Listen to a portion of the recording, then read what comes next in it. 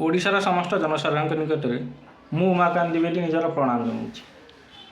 आज मु खास करी ओडिशार समस्त छात्र छात्री प्राइमरी और हाईस्कल स्तर में पढ़ुवा छात्र छात्री तांकर पितामाता और अभिभावक मानू गोटे महत्वपूर्ण कथा उपर अवगत करवा चाहूँगी। महत्वपूर्ण कथा हूँ आपण मैंने अल्प बहुत इतिहास पढ़ी और जानी जो मानव सभ्यता सृष्टि है आदिम मानव माने बण जंगल में बुलूले उलग्न बुलूले कौन सी मला वन्य जंतु को कंचा खाऊले फलमूल खाऊले। धीरे धीरे प्रस्तर जुग आरंभ है स्टोन एज से माने पत्थर रे अस्त्र शस्त्र तैयारी करके पशु शिकार करके खाइले। तापर धीरे धीरे आयरन एज आरंभ है लुहार अस्त्र शस्त्र तैयारी करके से माने खंडा तरवारी सब व्यवहार करके पशु शिकार कले ताकू खाइले। धीरे धीरे निआर व्यवहार जानले। तापर एमती कालक्रमे समय अतिवाहित है। धीरे धीरे जिते साम्राज्यवाद सृष्टि है ब्रिटिशर माने इंडिया को आसिले से समय बंधुकर व्यवहार है युद्ध लड़ाई। तापर बहुत समय अतिवाहित है। धीरे धीरे जो प्रथम विश्वयुद्ध फर्स्ट वर्ल्ड वार द्वितीय विश्वयुद्ध सेकेंड वर्ल्ड वार है से समय टैंक यूज है युद्ध रे तोप यूज है आउ फाइटर जेट यूज है जल जहाज पनडुब्बी यूज है। तापर सेकेंड वर्ल्ड वार जो एंडिंग है से समय न्यूक्लियर बम यूज है। तापर धीरे धीरे समय अतिवाहित है। धीरे धीरे बायो वार टाइम आरंभ है। बायो वार ताने केमिकल वेपन यूज है। कौन सी कंट्री उपर जदि अटैक करार अच्छी कौन गोटे भाइरस कि केमिकल वेपन अटैक कले से माने रोग व्याधि प्राण चलीज सहित डायरेक्ट बंधुक कि खंडा तरबार फाइट करार दरकार नहीं। कि धीरे धीरे एमती समय गढ़ी चलला।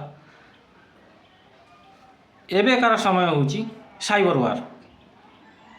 कौन सी कंट्री उपर जदि अटैक करार अच्छी डायरेक्ट अटैक न करी तार कौन सी भाइटाल कंट्रीर सर्भर उपर अटैक कले से एमती भी से कंट्री बर्बाद होमिति कौन सी कंट्रीर एयरलाइंस सर्भर उपर अटैक कले से कंट्रीर कौन सी प्लेन उड़ी पारनी। कौन सी हाई पावर प्लांट उपर अटैक कले सर्भर अटैक साइबर अटैक से कंट्री पूरा अंधार बिजुली जाली पारे नहीं। तो एमती एबेकार समय हूँ cyber security data analysis artificial intelligence space science यार जुग। तेणुकरी जदि आम जुग सहित ताल देकी न चली पारिबा ताने आम तिष्टि पारिबा नहीं। आपण मैंने जानी आम ओडिशा रे 2025-26 एडमिशन बैच रे ग्रेजुएशन ले प्रत्येक डिग्री कॉलेज मानक ग्रेजुएशन ऑल ओवर ओडिशा रे जितकी सीट अच्छी 90,000 सीट वैकेंसी पड़ी। पिला माने नॉर्मल बीए बीकॉम ए कोर्स पढ़ा चाहूना आग्रह प्रकाश करना। बीएससी सीट गुड़ाक फिलअप हो प्रत्येक ऑटोनोमस कॉलेज मानक बीए बीकॉम पिला पढ़ा चाहूना विशेषकर बीए बैचलर ऑफ आर्ट्स ये पढ़ा चाहूना। एबेकार समय नुह बाबर केवे भारत उपर आक्रमण करथिला अकबर केवे जन्म होइतिला एबे घोषा पाठर समय नुह एबे हला टेक्नोलोजीर समय artificial intelligence data analysis machine learning ये सब skill BSc nursing MBBS bachelor of agriculture veterinary science ये सबूर कोर्स डिमांड बेसी रोचे। तो एबेकार समय रे आर्ट्स गोटे भैल्यूलेस सब्जेक्ट हो जाए समाज में से बहुत पिला आर्ट्स कोर्स रे ग्रेजुएशन करने को चाहूना आग्रह प्रकाश करना। तेणुक मु सब अभिभावक मानू कहवा चाहूँगी आपण मैंने या प्रति टिके ध्यान दिंतु। आपण छुआ मानू स्किल शिखातु। एबेकार समय पुस्तकगत ज्ञानर नुह पुस्तकगत ज्ञानर कौन नेक्स्ट फ्यूचर रे कौन भैल्यू रही नहीं।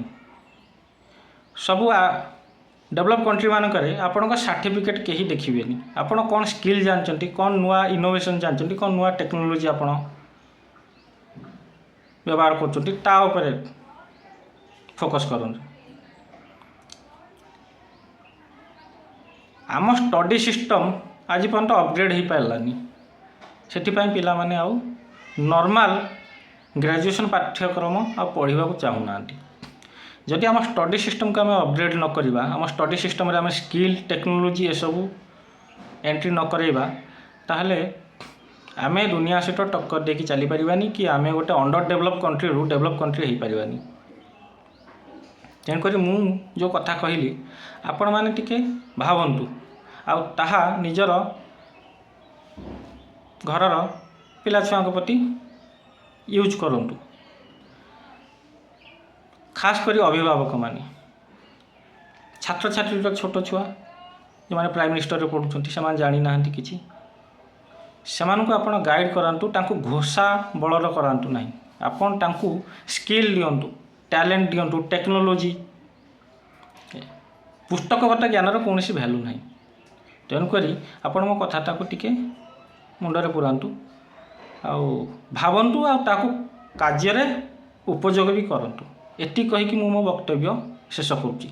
जय भगवान परशुराम।